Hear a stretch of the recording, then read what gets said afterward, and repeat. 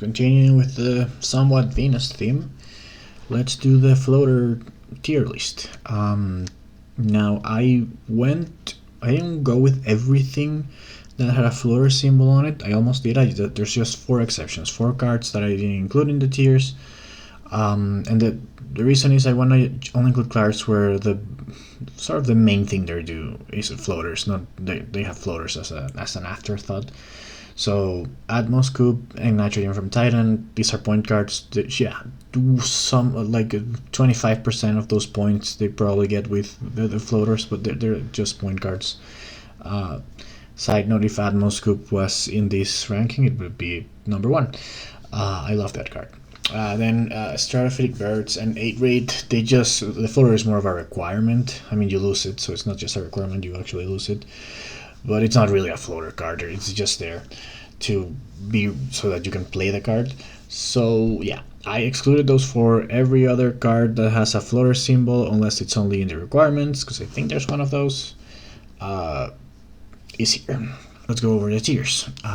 Okay, so the first one, Titan Target. Titan, the colony, is what I'm talking about. And yeah, this is basically where you'd want most of the floaters from Titan to go. If you're not playing with Titan, it's where you'd want most of the floaters from cards that can place them anywhere, for like aerial mappers or dirigibles or floating hubs to go, right? So yeah, these are just the best floater cards. None of them are really game breaking, so that I didn't use my usual name for that top tier, but yeah, they're usually where you want your floaters. Great starters are, I think, cards that are great early but less good late, and these are probably this is the second best tier. Solid Cog, I mean, means like a very good card in the Jovian floater Venus machine. So it's something you usually want to have when you're going for that strategy, but nothing else. Nice to have are cards that are, it's nice if they're there, it doesn't matter if they don't. Crappy alternatives, that's going to be cards that are what that says, just you don't have a better way of doing something, so you use them. And then these 6th tier, Venus or Jovian heavy, only played if you really need to terraform Venus, or if you have a lot of Jovian multipliers, and then the Jovian tag alone gives you points. And the final tier, unusable, yeah, there's a few there.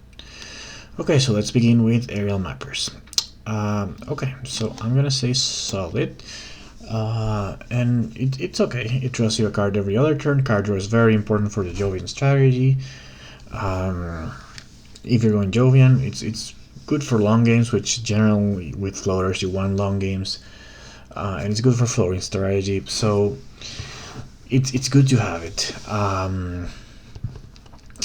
If you compare it to other card draw, though, it's worse than every other one. All the science ones get you a card every turn, pretty much. AI gets you too. It's also really nice, though, that you can place this floater on a point card at the end of the game. So that actually gets you 2 points and a few cards. So yeah, that's all I have to say about that one. Underwhelming as a draw card, but all draw cards are really good, so not that bad. Next up, let's do Air Scraping Expedition, and I really don't like this card. So I only play it basically from Venus heavy, and I need so it requires so many things. You need to want to terraform Venus, alright? Otherwise this is just a very expensive income or point. And you have to have a good target for these 3 floaters, which early there aren't that many. I'm gonna like aerial mappers is actually one of them. But the fact that it's only Venus cards also really hurts it. Of course, it didn't matter when Venus came out because all of them were Venus cards, but none of the colonies have Venus tags, right? And those are actually better on average, I would say, than Air Scraping Expedition. And so really, I mean, the targets would be, I think Dirigibles is one of them, and then probably floating, local shading is the other one. I would not go on the multipliers, because then you're getting 1.5 steps of Venus for 16, sorry, 2.5 for 16, so that's not great. It's not terrible, but it's not great. I think you'd rather put it on something else, and you want to do that early anyway, so yeah, I'm not a fan of that card. Next up, Airliners. Okay, Airliners is a card I haven't used much. It's weird, but I think it's nice. I mean, if you're going floaters, it's gonna be good. Okay. It has a point.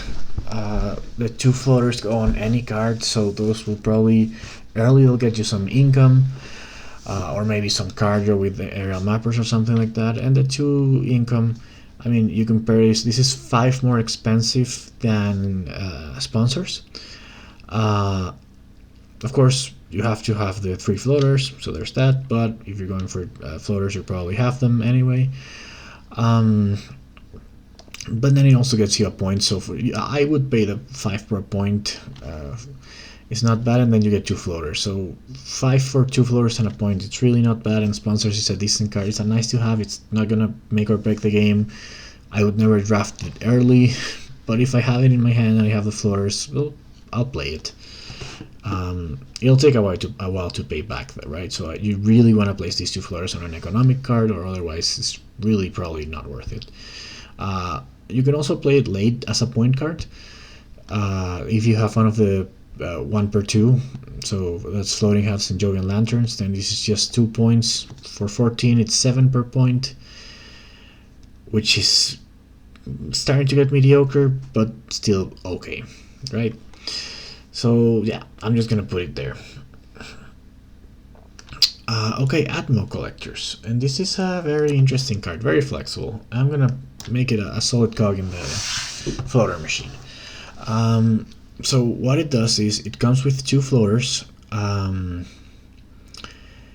then you can trade 1 floater for either 2 titanium, 3 energy, or 4 heat. Now I've never done the 4 heat, but that might be my thing because remember, heat sucks. But in colonies, getting 3 energy, this is basically 2 free trades, and then you can still trade for free every other turn for the rest of the game, which is really good. Energy is hard to get when you're playing with colonies. Everybody needs energy to trade, and it's really hard to get it on the draft early, so this is a very nice alternative. If you think about it, this costs 18. That's the same as 2 trades, and it'll come with the 2 trades, and it has, after that you'll be able to trade for free every other turn, or you can just get some titanium, right? Which isn't bad. I mean, 2 titanium income for 18.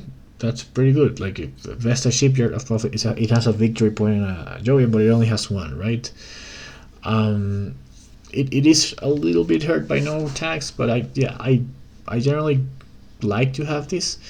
I rarely place floaters on it, but like really 1 floater for 2 titanium is a decent deal for economy, and if you need the energy for trade, that's also pretty good too, and it's nice that it comes with 2 on itself. Okay, next up, deuterium export, and this is just a crappy alternative to like raising your energy. I mean, you don't even get it that generation, which is like, this should really come with some floaters on it, I think.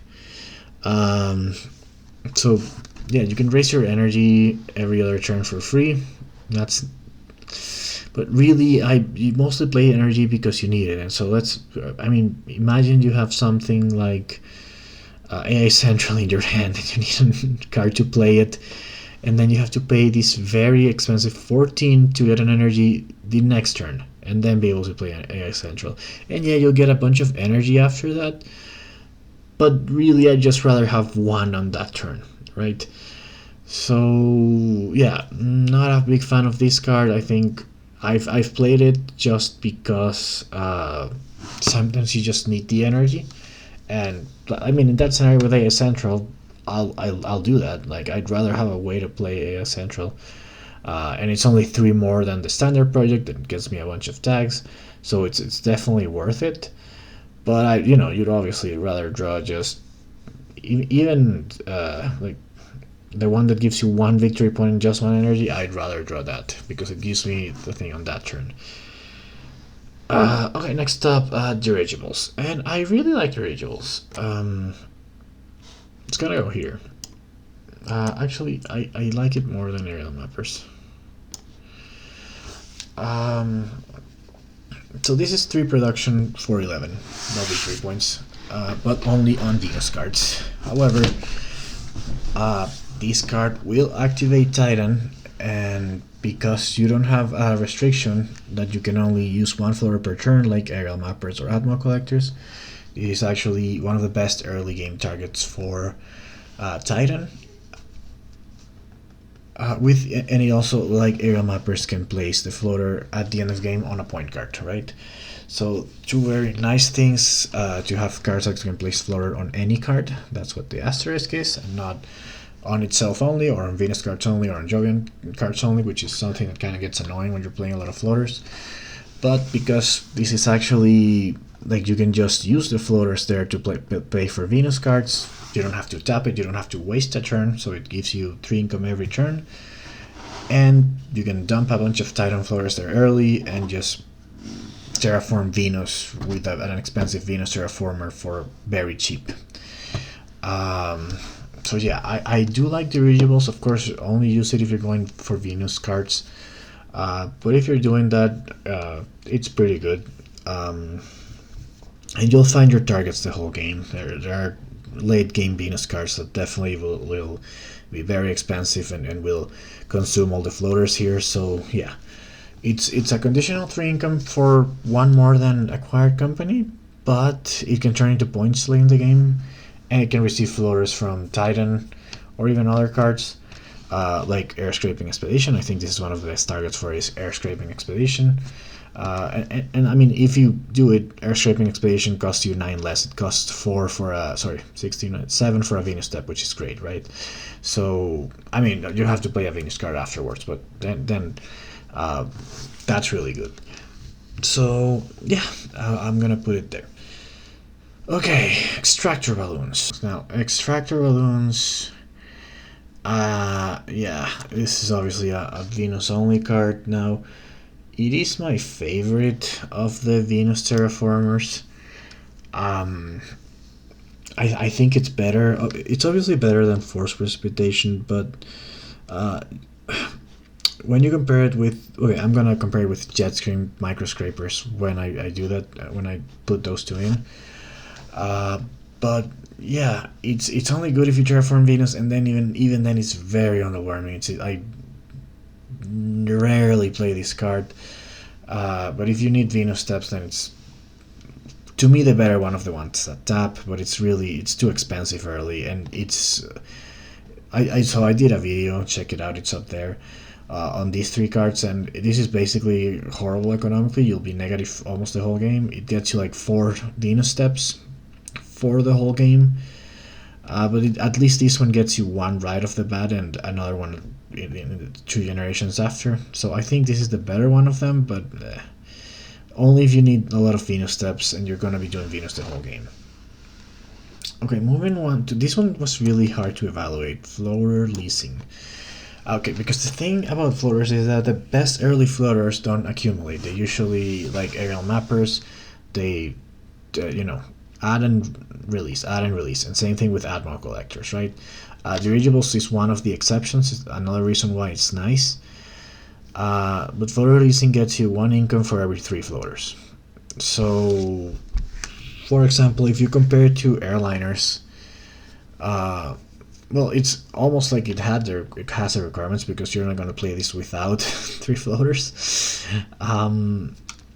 The thing is, I think it's hard to get to 6 actually early in the game, which is when you want to play more, and then it'll get you 2 income, So it'll get you the same as airliners, but it won't get you a big 3-point, and I mean, it'll obviously be very cheap, but it won't get you a big 3-point or the 2 extra floaters if you go for Hoverlord, because that's usually you'll have a card like Dirigibles to go for that. Then this can be much better, and if Titan is in game, then it gets even better, because yeah, you can dump like 3 Titan floaters somewhere, or place the colony there, and then before you untap to use them, like with cards like Aerial Mappers and Atmo Collectors, then you can play these and maybe get 3. I don't think you'll ever get more than 3 early. Of course, late you could get a ton, but early I don't think you can get more than 3 floaters, and 3 is a real stretch, right? So I mean, it's a card that can get you some income, but it's like, again, you would never draft this. You would, if you draw it, you might play it, but that's it. Okay, floater prototypes. Another one that was kind of hard to evaluate, but I do like it a little better. I'm gonna put it ahead of our liners. I see this as a late victory point. You can place them anywhere, the two floaters. So yeah, you can you want to do this on jovial lanterns or floating hubs, and it's a science tag, an event, which means you might be able to play it for free, or with a rebate that is actually cash positive.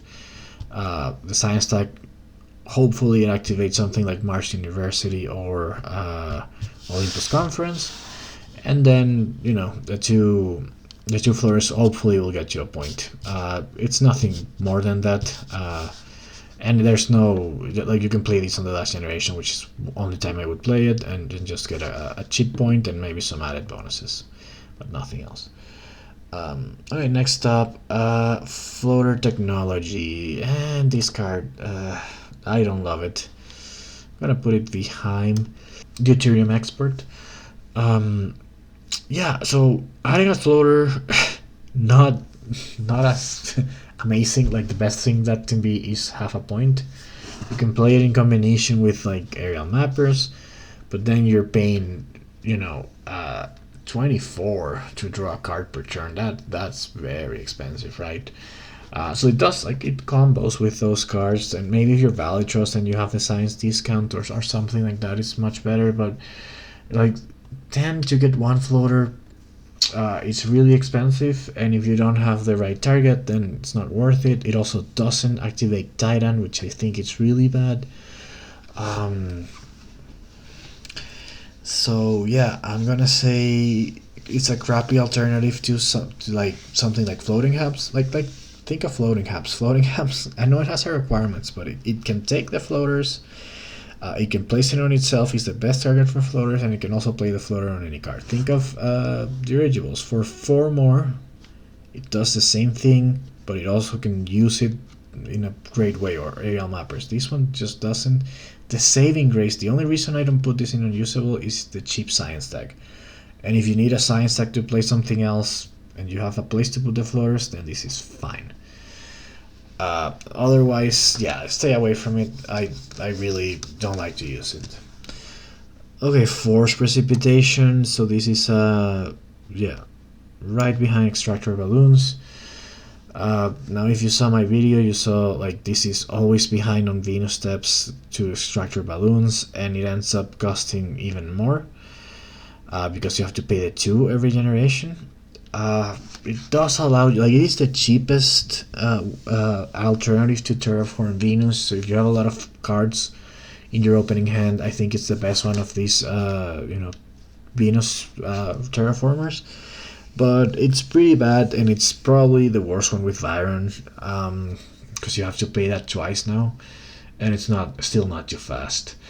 So yeah, I'm just gonna put it right behind extractor balloons. They're not that different. Okay, floating hubs.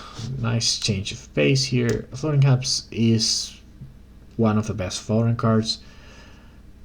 First of all, I mean, it has a 2 science requirement that makes it a little difficult to play sometimes, but 2 science is not that high. Second, it has the best victory point ratio in the game at 1-2, so this is where all your cards that can play somewhere else, like dirigibles, like aerial mappers, or even the ones that can play as a Venus, because it has a Venus tag, like Air Scraping Expedition.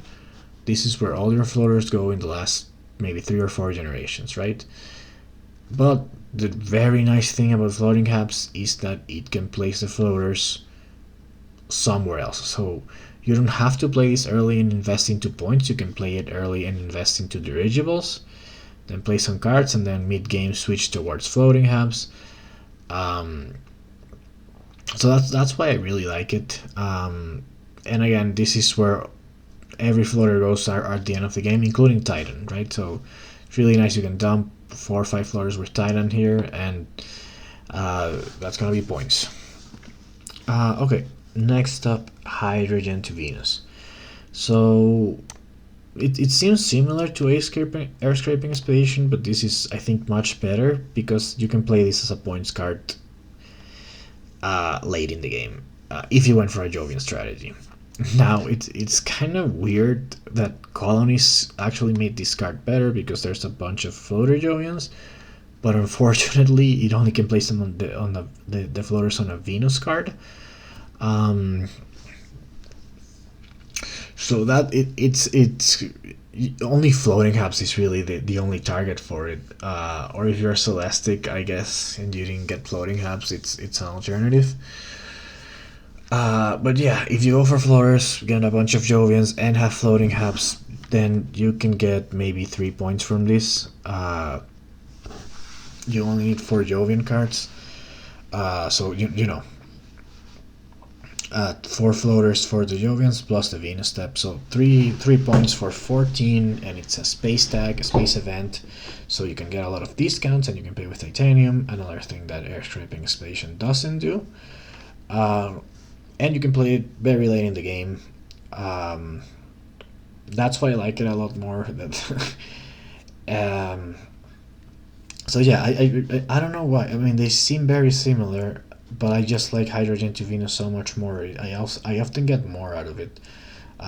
You know, the space tag and the fact that I can get 4 and that. Yeah, I mean, other than that, it's pretty similar, but I am gonna put it 2 tiers higher just because of that. Okay, Jetstream Microscrapers. So we have the third Venus Terraformer of the crappy trio. Okay, so why do I like... I know it seems better because this one can terraform Venus every other generation, and this one can only do it every third generation, right? But the 3 starting floaters here actually make a huge difference in that you actually are ahead in Venus steps for 4 generations, and then you're the same for the next 4. So it's only at the end of the 8th generation Jetstream Microscrapers has more Venus steps than Extractor balloons. And yeah, that's why I don't think it's better at all. Because other than that, I mean, it'll cost you way more. It'll be behind on cash for most of the game. It requires 1 titanium you might not have, or you might have to play a very like a Vesta shipyard, something very expensive in order to be able to use it. So yeah, I mean they're all pretty similar, but I do think Jetstream Microscrapers without Viron is the worst one. Side note, none of these 3 can place on any other card, which would make them a lot better, but I mean it is what it is. Okay, so let's get to Jovian Lanterns, and this is your number 1, your best Jovian card here. So let's compare it to Floating Hubs. They're actually, like, I think it's debatable. Obviously, Jovian Lanterns is much more expensive, but it comes with the advantage of already coming with 2 points and being able to place 2 floaters on itself, which means it gathers points at double the rate of floating hubs, right? So I'd rather have that. I mean, it's points cards at the end of the game. It also has a Jovian tag, which is much better than the Venus tag. It might be points at the end of the game. The one advantage I would give to floating hubs is that they can place the floater somewhere else. I mean, that's also a little cheaper, so you don't need titanium. You can do it with cash. But the fact that you can play this early and get some economic advantage and then switch to points is good, but it's not as good as having 2 extra points and, you know, getting points at double the rate and the Jovian tag, which is going to get you more points. So also the cards that place 2 floaters on another card are all Jovians, so that's another nice thing. Except Stratopolis, but you'll see why I won't count that. So yeah, I think anyway, having either one of these 2 is great. You just need one of those for your Jovian strategy, really, but you do need one of those, and I think Jovian Lanterns is a little better because it's gonna get you more points, right? You play this 3 or 4 generations from the end, and you'll get a lot of points. Okay, next up is Jupiter Floating Station. So what does it do? It places a floater on any Jovian card on itself, and then, or you can instead just gain 1 cash for every floater here. So by itself, you would play this for 9, and then spend that turn and the next 3 turns adding flourish to it, and then you get a 4 income, which is, you know, just 1 better than acquired company, and acquired company is already giving you 9 cash by that point probably, right? So by itself it sucks. There's a few saving graces here. One, it's a Jovian heavy. It's a Jovian card. So if you're Jovian, very Jovian heavy, you have a lot of multipliers, I guess that's why I put it in this tier, but yeah, it can mean points, and it's cheap, and it has 1 point. And it can also place floaters on other cards, so this is one of those cards that you want to go to Jovian Lanterns to. Now it is limited to a Jovian, so you can't do it on floating Hebs. But that's nice. I would still not play this for points. Like, think about it. If you'd have to play this 4 generations from the end with Jovian Lanterns in play to get 3 points. Which is that would be good, but nah, it's not amazing, and it's a very niche scenario.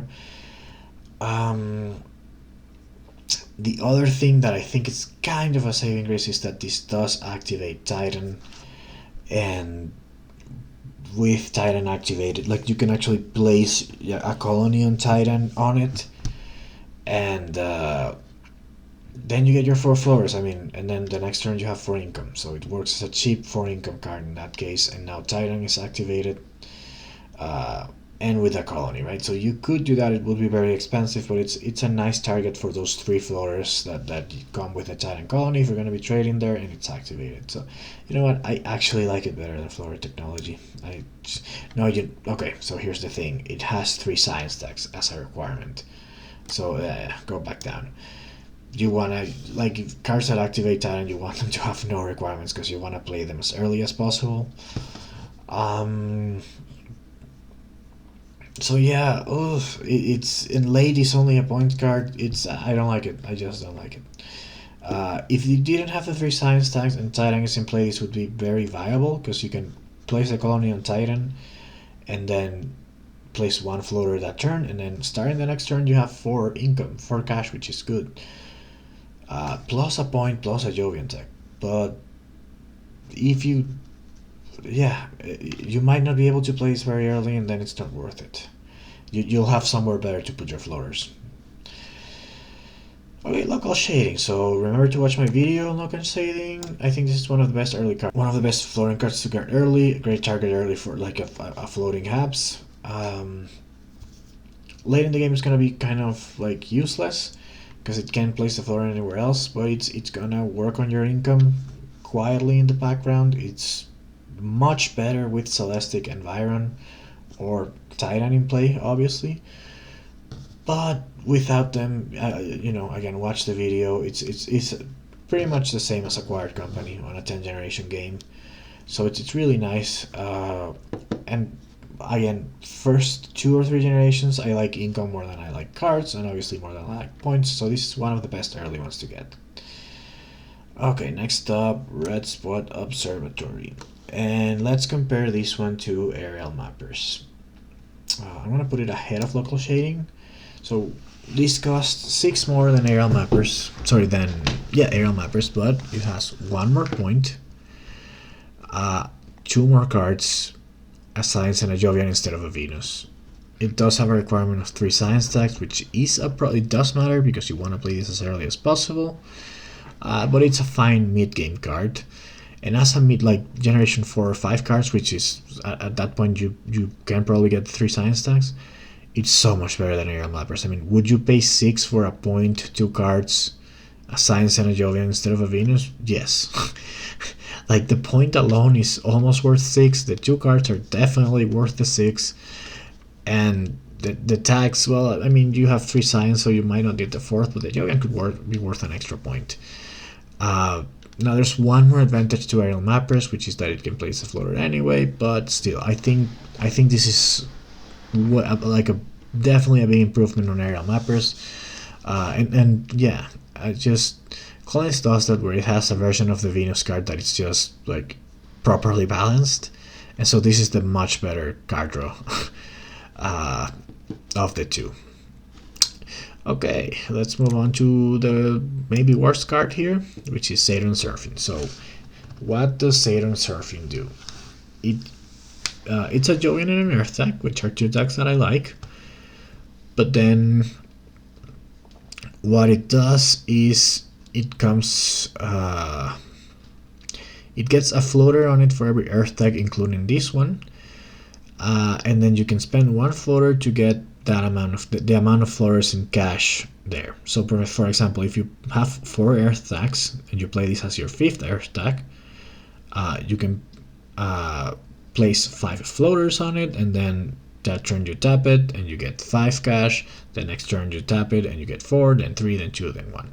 So in that scenario, you would get 15 cash after you've played 5 Earth decks.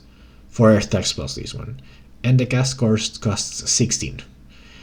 So this is garbage, right? You'd have to have 6 or 7 Earth decks in play for this to be cash positive. It does give you a point in a Jovian, but I mean, most of the cards here do that. Like Jupiter Floating Station does that too, and it's almost as scrappy, but a little better in terms of cash. At least it can get positive at some point, right?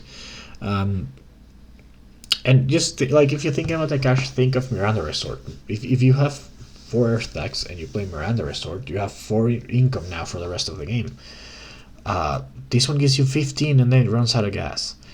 So yeah, this is just garbage. I don't know what they were thinking with this card. Like it's hard for it to get to payback, and then okay, it might be a cheap point, but you have to go like 5 generations before the end of the game to get a point. It's basically dust seals, right? Okay, and speaking of garbage, which one's worse? I don't know.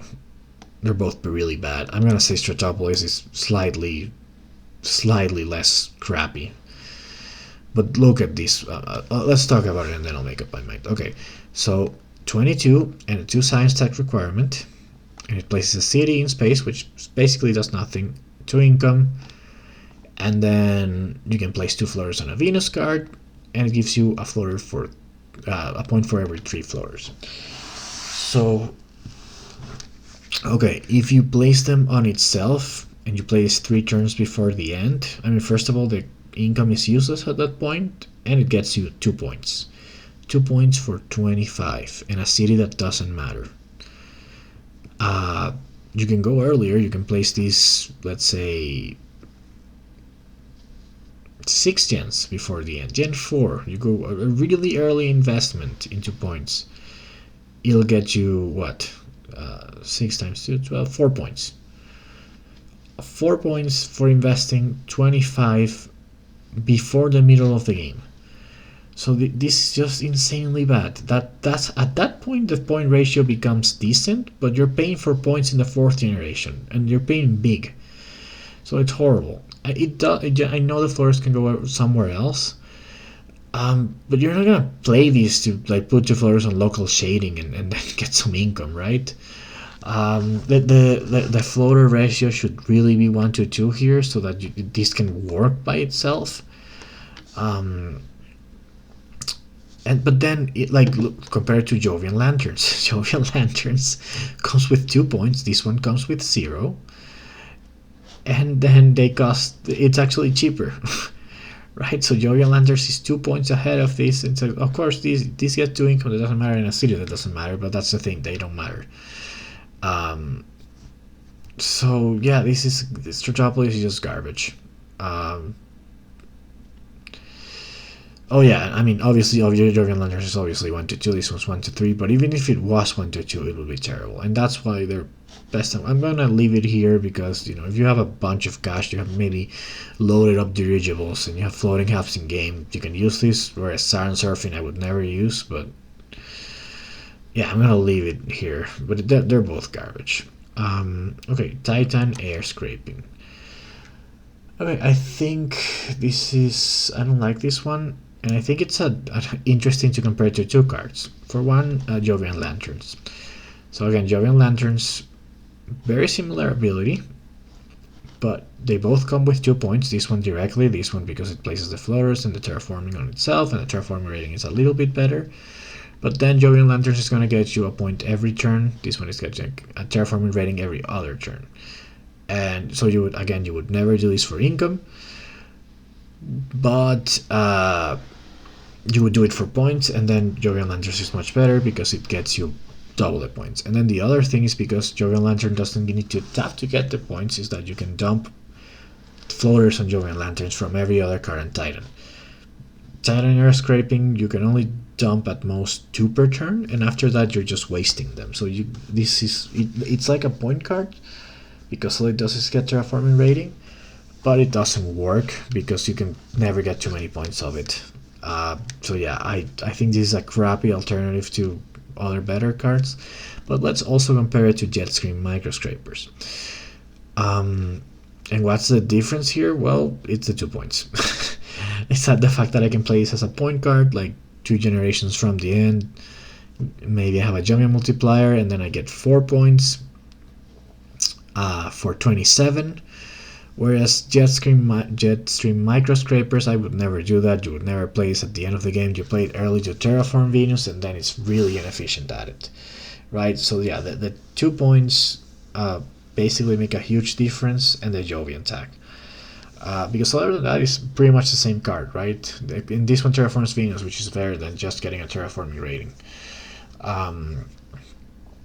But yeah, the 2 points to me and the Jovian tag mean that I don't have to play this early to terraform Venus. I can just play this Gen 9, get 4 points from it at best.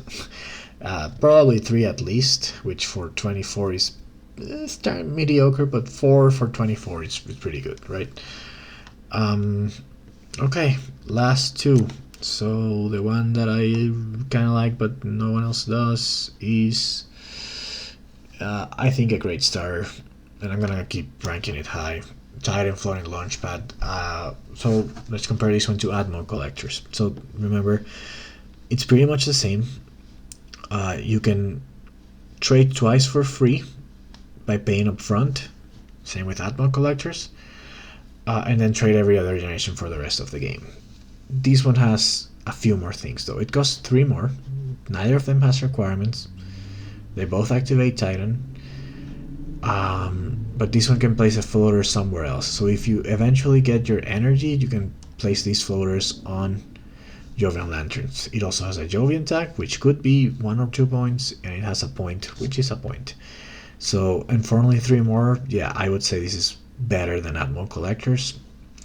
I think it's a great thing to have. If Titan is in play, having this is great. If you get a second fleet, even though you have your 3 energy, having this is great.